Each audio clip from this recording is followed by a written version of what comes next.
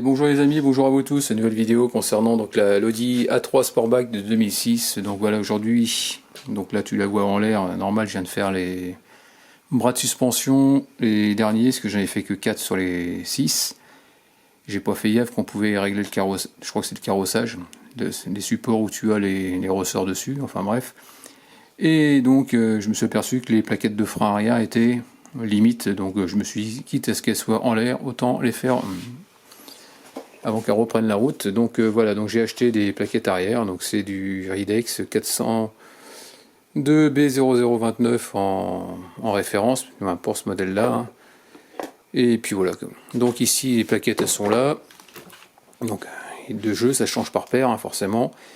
Ensuite donc ici tu peux voir qu'il y a de la garniture, donc ça c'est cool parce que les autres il n'y en a plus grand chose dessus. Quand tu as en général des plaquettes, et donc tu as aussi les vis pour fixer l'étrier, des vis neuves. Qu'est-ce que je veux dire d'autre? Ouais, quand tes plaquettes elles sont usées, en général, quand tu n'as plus de garniture, ça fait un bruit de ferraille, donc forcément tu as usé tes disques. Si tes disques ils sont usés, il faudra les changer également. Parce que ça aussi ça change par paire. Et donc voilà. Voilà pour ça, donc on va vite faire ça assez rapidement. Ça se fait bien sur l'Audi là-dessus. Et puis voilà quoi. Bon voilà, donc j'ai retiré le bouchon on appelle ça au niveau du liquide de frein. Là ce qu'on peut voir c'est que dedans il y a du liquide, il n'est pas très joli, il va falloir que tant que je l'ai pas fait, il va falloir que je change le liquide. Pourquoi? Parce que ça change tous les 2 ans. Et si tu te retrouves avec un liquide usé, tu risques de gripper encore tes pistons de frein sur les étriers.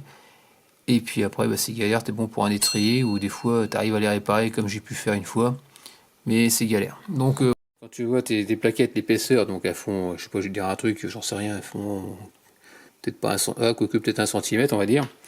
Et quand les autres plaquettes, elles sont usées, donc elles vont dire, là il doit rester, je sais pas, peut-être 3 mm, 3-4 mm. Ce qui se passe, c'est que ton piston il sort. Et en sortant, les plaquettes, elles diminuent. Et ce qui va se passer, c'est que le piston il va rester sorti avec le liquide. Donc il sera plein de liquide de frein en gros. Et ce qui va se passer, c'est que si je enlève les plaquettes et que je mets celles-là, je pourrais pas les monter parce que le piston il est sorti. Donc il va falloir que je re-rentre le piston à l'intérieur. Et il va falloir que je le repousse. Il me faudra un repousse piston. Donc je vais te montrer l'outillage qu'il te faudra. Et ensuite, le fait de repousser, on va repousser le liquide de frein vers le réservoir. C'est pour ça que pour garder son niveau, et au fur et à mesure que tu pousses ton piston vers l'intérieur, que ça déborde pas.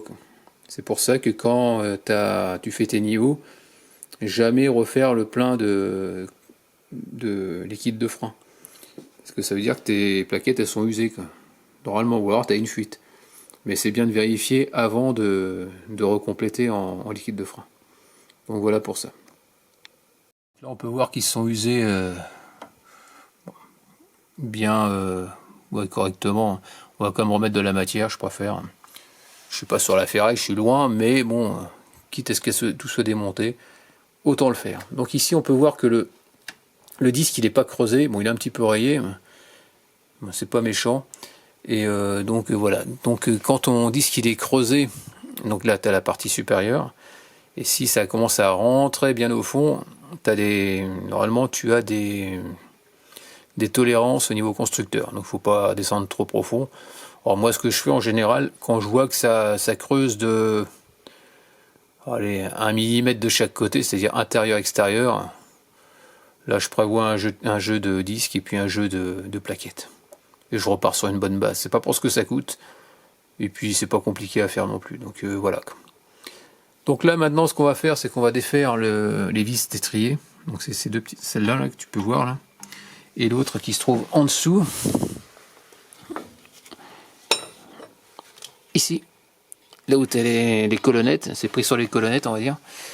Et on va regarder que les colonnettes elles soient pas grippées. Parce que ça, quand tu as les colonnettes de gripper, le problème c'est que tu as bon ça se dégrippe, mais le souci c'est que ça va te voiler ça a tendance à voiler les disques. Et donc voilà, donc après c'est la merdouille. Donc il y a autant les démonter, les regresser, les nettoyer, les graisser. Et puis remettre ces petites plaquettes et tout ira bien. Allez, c'est parti, ça doit être du... Ça a l'air d'être du 13. Donc là, je viens de faire le côté gauche, donc on va faire le côté droit ensemble. Donc il te faudra du 13 pour pouvoir démonter tes vis de colonnette, tout simplement. Donc je viens de les desserrer.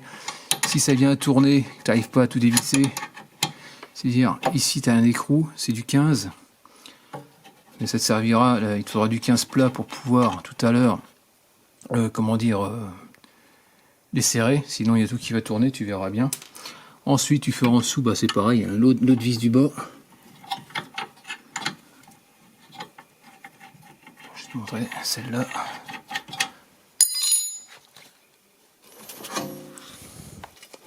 Celle que je viens de dévisser au niveau de la colonnette. Voilà. Donc ici je vais mettre un tournevis et je vais faire levier un petit peu. Histoire de le décoller de la plaquette. Sans forcer.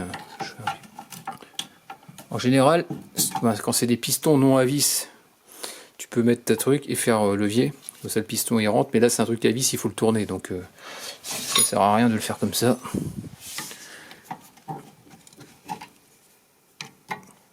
Le but c'est d'essayer de... Donc les colonnettes elles sont assez mobiles.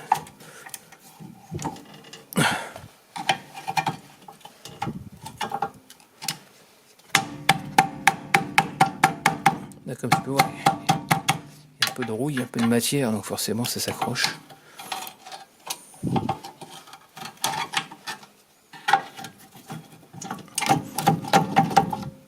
On va faire en bas pareil. Voilà. Une fois il se lève bien. Un coup en haut, un coup en bas. Et normalement c'est censé venir.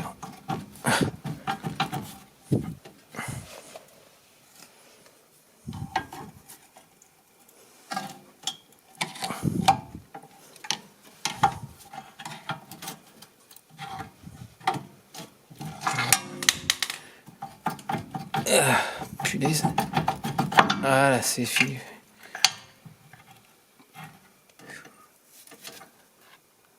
J'ai eu peur. Donc là, on va le laisser. Alors donc là, il pend pas de son propre poids parce que il y a le câble du frein à main qui est pris dessus. Et donc, si tu n'avais pas de câble de frein à main qui le retenait, jamais faire pendre sur un flexible de frein. Parce que tu risques de l'arracher et puis créer une fuite. Donc ensuite,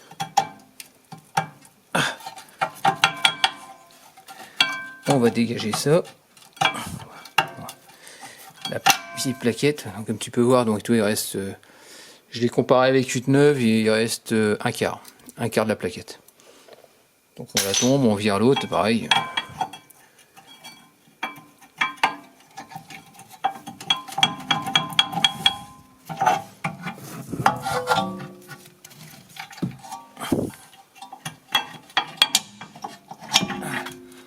Tout simplement, donc voilà, sur celle-là, toi, il y a un peu plus, un peu moins de matière.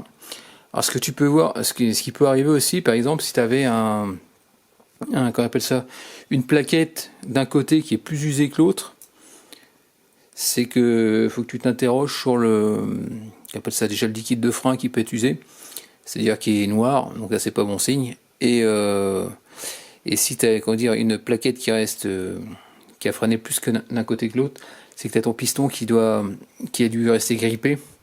Et ça fait que ça freine quasiment en permanence, donc là c'est pas bon du tout. Donc là tu seras bon pour soit remplacer le piston. Ils vendent des kits avec de la graisse, des soufflets. C'est galère à faire. Ça coûte toujours moins cher qu'un étrier. Mais autrement, dans le pire des cas, il faut changer l'étrier, mais forcément tu as une purge derrière à faire. Donc là tu n'auras pas trop le choix. Donc là ce qu'on va faire, c'est que je vais commencer à gratouiller tout autour. Comme ici, là, tu vois, ici, il va falloir qu'on rende ça tout propre. Là, pareil, là où tu as les plaquettes qui vont se glisser dessus, on va passer un coup de nettoyant frein un peu partout, sur le soufflet, la poussière, on va tout nettoyer. Et le piston, on va le ramener à ras. Alors, ce qui peut se passer, c'est que si tu as ton piston qui est grippé, tu n'arriveras pas à le tourner.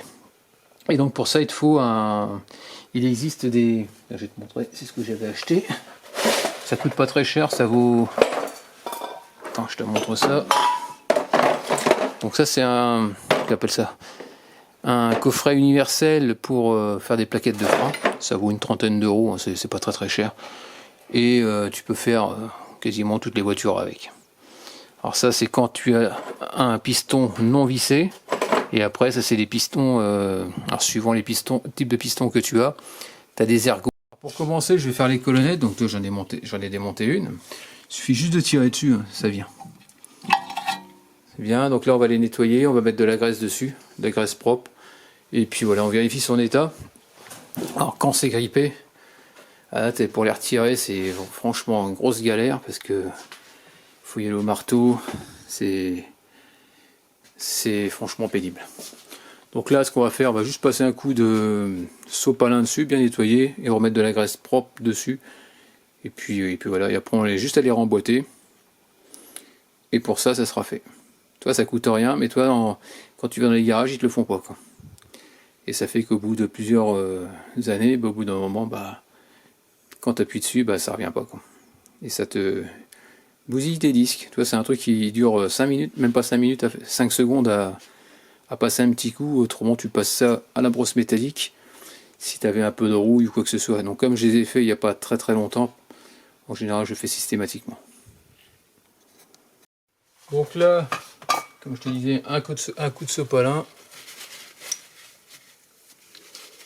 Oui, un de sorcier. Hein.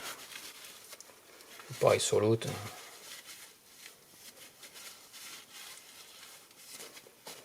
Les axes ils sont nickel, il n'y a rien à dire. Tu mets un peu de graisse là-dedans. Hop. C'est pas peine d'en mettre 3 tonnes non plus. Parce que quand tu vas le rentrer dans le trou, ça va déborder. Donc là, tu fais pareil sur celui-là. Hop.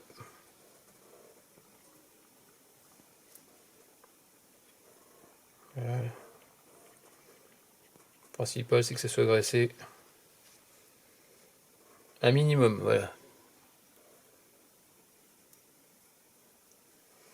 Donc voilà pour celui-là. On va les remboîter, hein, tout simplement. Il n'y a rien de sorcier.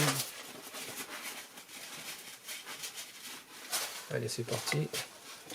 Donc là, celui-là, il est propre. Donc je le mets dedans.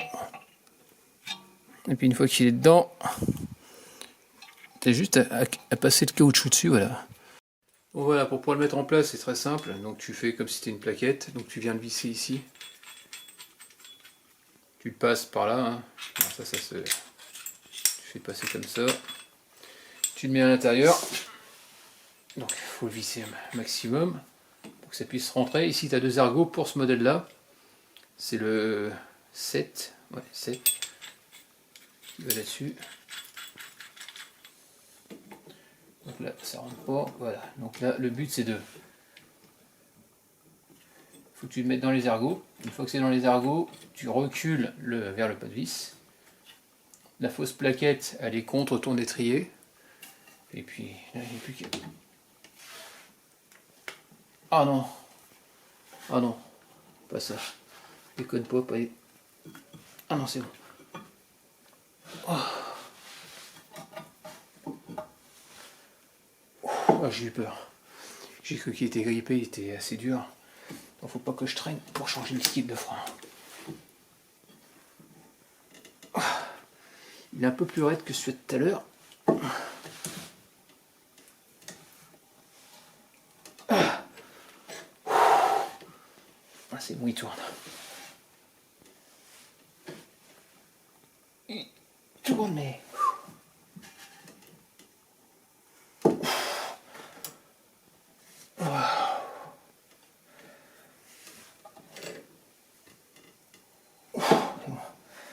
C'est bon, il se visse. Wow. En général, ça se fait bien, sans trop forcer. Attends, j'ai jeté un coup d'œil quand même dans mon réservoir, que ça déborde pas non plus. Donc là, ça va, il y en a encore de la place. Allez, on continue, ça c'est le but du jeu. Hein. Il y a encore de quoi rentrer. Hein. Donc, ah, c'est bon. Ah, il tourne plus facilement. Bon, tout à l'heure, waouh. Ça lui fait pas de mal.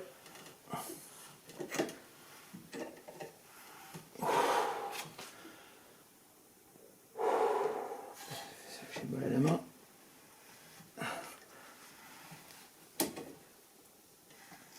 Waouh.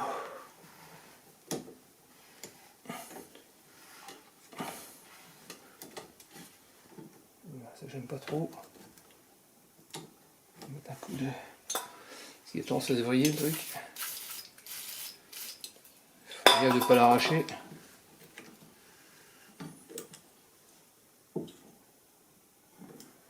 Donc là a priori, quand tu vois que tu es quasiment à fond, tu desserres ta plaquette là. Voilà. Et tu retires, tout simplement. Ensuite, on va mettre les plaquettes neuves, elles sont je sais pas où. Allez, essayez, on remet les petites plaquettes neuves. Il suffit juste de les glisser là-dedans. La petite butée sur la marche. Hein. Tu ne peux pas te planter, tu as juste à les faire coulisser. Voilà. Tu fais exactement la même chose, tu viens au contact de ta plaquette, de ton disque. Et puis voilà.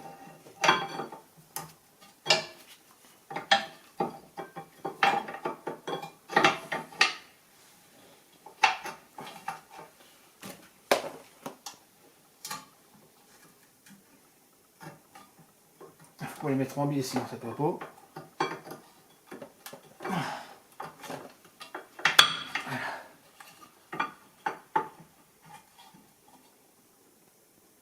C'est bon. Je vais te montrer. Pour tenir du jour. Voilà, comme tu peux voir, toi c'est en haut. En bas, ça touche des deux côtés. Le piston est rentré. Il n'y a plus qu'à renquiller l'étrier et remettre les deux vis de fixation. Allez, c'est parti. Tu remets ça à cheval, voilà, tout simplement. Tu pousses tes colonnettes vers l'intérieur, sinon tu ne pourras pas mettre ton étrier.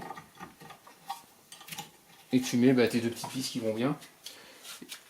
Tu mets on va mettre du frein filet dessus, bien sûr. Moi, je mets du bleu. Le bleu, c'est du moyen. Donc, pour commencer, donc voilà, tu mets c'est ça, frein filet. On va mettre un petit peu, c'est pour éviter que ça se desserre.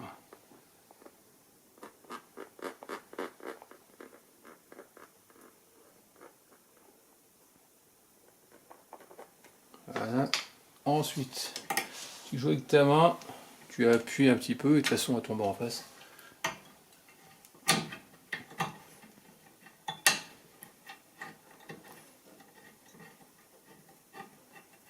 sais pas si vissé, si ça visse ou pas. Voilà, ça a l'air de prendre. Tu fais exactement la même chose sur l'autre. Tu viens à plaquer, tu cherches le trou et tu le mets. Hein. Il n'y a rien de sorcier. Ça reste assez facile à faire. Voilà.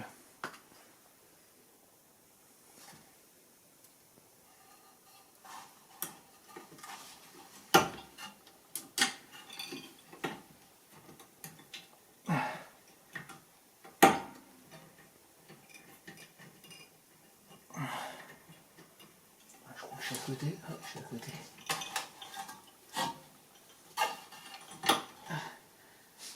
Ça a l'air de prendre là, mais...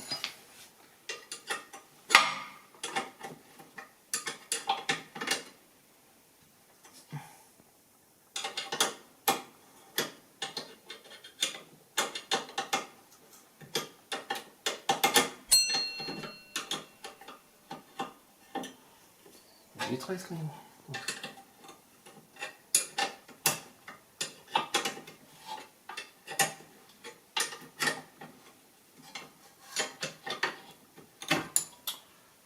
Je sais pas ce que je fais.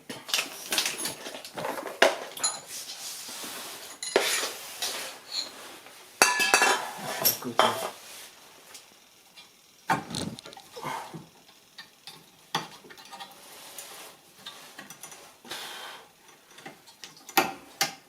Ah, c'est bon.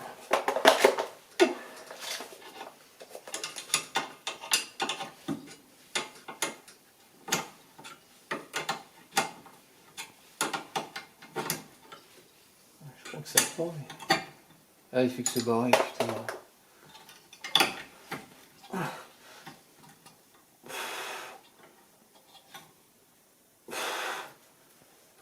Et ça.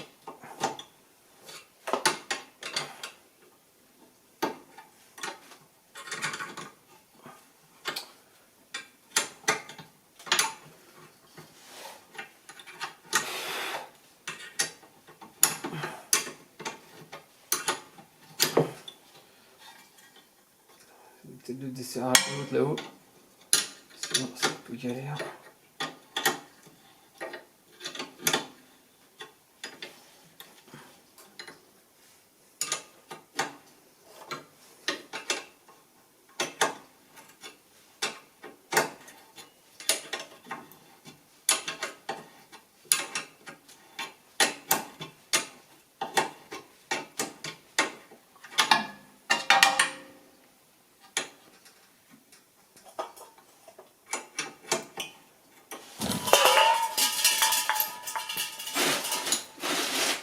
Voilà, il y a tout qui tourne. Donc tu prends ta clé de 15, tu la mets sur l'écrou.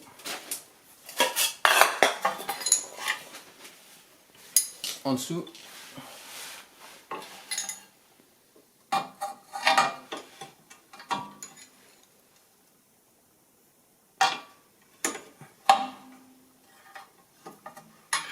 Et après de l'autre côté tu serres.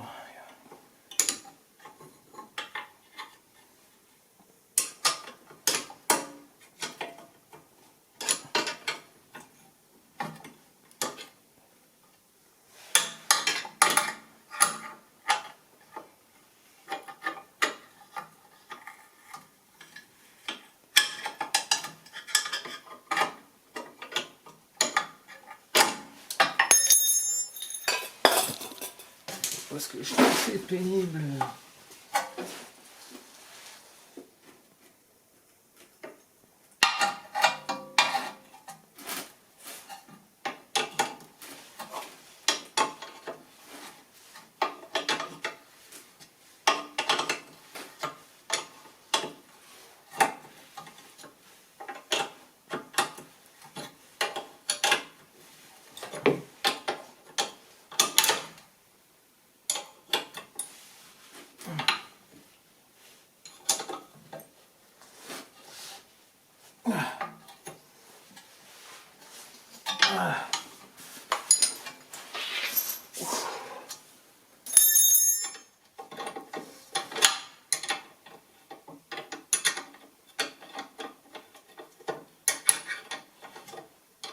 Alors, j'ai pas en tête les serrages au couple tu serres raisonnablement.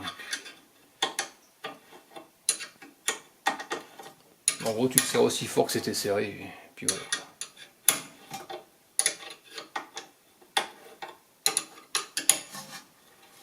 Allez, tout qui tourne. Là, pareil, tu viens de bloquer.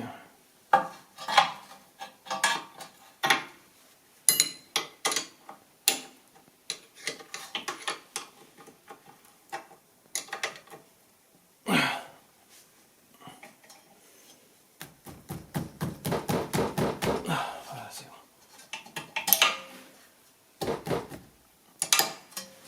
Et bon, c'est bien serré. Bon, puis voilà, est-ce que ça tourne? Donc là, ce que j'ai fait, c'est que forcément, j'ai repoussé le piston. Donc là, ce qu'on va faire, on va vérifier le niveau. Non, d'abord, je vais fermer le... Qu'appelle ça? Je vais mettre 2-3 coups de frein, histoire de repousser le piston vers l'intérieur, et puis voilà. Et après, on fera le niveau du bocal. Tout simplement. Et puis après, ce sera... on remonte la roue, et puis c'est terminé. Donc là, le niveau il est assez haut. Donc là, ce qu'on va faire, c'est que je vais mettre des coups de frein, tout doucement, de façon à ce que les pistons viennent au contact du disque. Et puis voilà. Et après, on revérifie le niveau, et après, on remettra le bouchon, tout simplement. Voilà.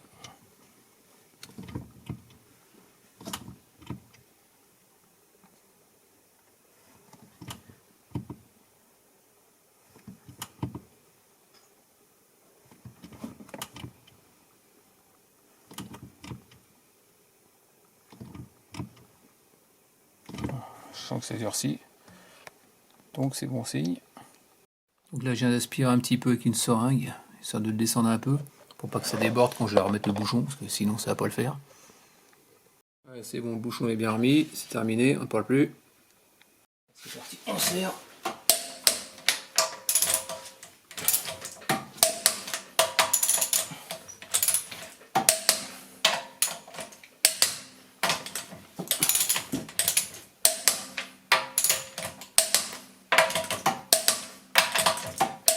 Et voilà, nickel. Bon, faut que je relève la voiture parce que j'ai une fuite au niveau de l'échappement. J'ai des problèmes de collier, mais après ça sera nickel. Donc je resserre l'autre côté et puis ce sera bon. Bon bah voilà, terminé pour cette vidéo sur le remplacement des plaquettes arrière de cette Audi. Donc voilà, ça y est, enfin terminé. Il n'y a plus que, ouais, comme je te disais, le collecteur d'admission, le collecteur d'échappement. J'ai dû démonter pour faire les triangles à un moment. Le souci c'est que il est accroché justement par des espèces d'élastiques. Il rentre dans le tube intermédiaire et le problème c'est que tellement tout est rouillé. Quand j'ai voulu resserrer, si tu veux, c'est comme un champignon d'un côté et l'écrou de l'autre. Donc champignon vis. Et ça fait qu'à un moment tu serres et puis il y a tout qui tourne. Donc c'est problématique. Donc je vais essayer de trouver un système soit avec une pince et tout, histoire de peut-être de le plaquer complètement. Le champignon et les deux bagues du collier. Et puis voilà quoi. Parce que là j'entends que ça fait du bruit, ça siffle. Et comme on va passer au contrôle technique l'année prochaine, il ne faut pas qu'il y ait de fuite, sinon c'est mort au niveau de la pollution. Donc voilà, terminé pour cette vidéo. J'espère que c'était plu. N'hésite pas à me laisser des commentaires avec des j'aime ou j'aime pas. Comme d'habitude, pense à t'abonner, actionne la cloche de notification si tu veux avoir d'autres vidéos de ma part. Et puis je te dis à très bientôt. Allez, ciao.